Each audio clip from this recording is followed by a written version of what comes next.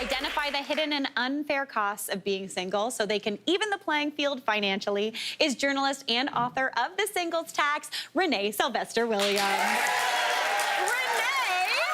Hello, first off, welcome to the show and huge congratulations on your book. Well, thank you for having me. Huge!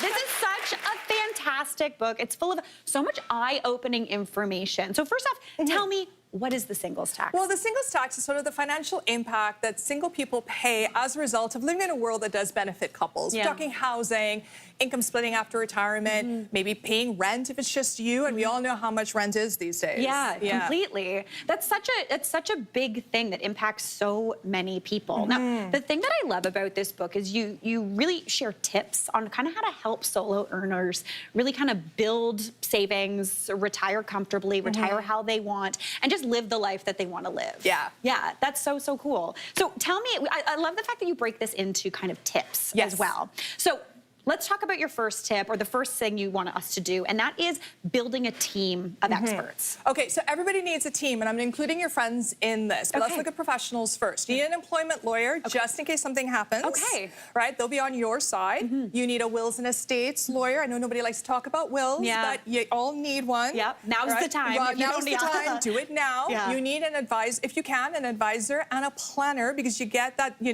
expert, unbiased third-party view of your short-term, long-term, medium-term financial goals and other goals.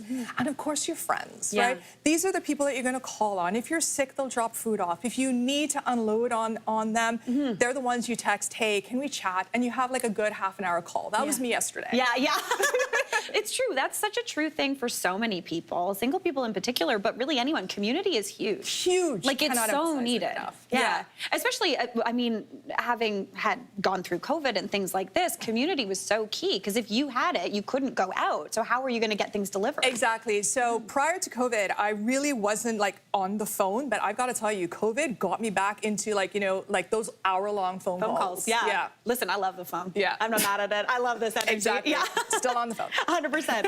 Okay, so you've also got some really great tips about travel. I know this is a big thing. My mom is single, and I know a lot of times when she's looking at cruises and things like that, you have to pay like almost like an extra fee if you're single. Yes, so that's known as a single supplement. Now, when you go on things like cruises and tours and all of those things, the pricing is based on having two people in a room. Now, that being said, if you are single and you like to travel, there are tours and there are cruises that actually do have single options. There's no single supplement. Okay, cool. And some resorts as well. And what's actually really nice with a lot of those places is that they will have a gathering for single people to meet each other. So if you want to hang out with people while you're away, there's that option, right? So you don't have to like go up and introduce yourself if you're a bit of an introvert. Yeah. It gives you the opportunity. It gives you the opportunity. That's fantastic. Now, this is definitely a big one for everybody, but we're going to talk housing. Yes. Housing is, a really, really hard topic right now. And you say that people need to ask about policies that make housing more affordable for everybody. Yes, so you cannot personal finance your way out of a housing crisis. No.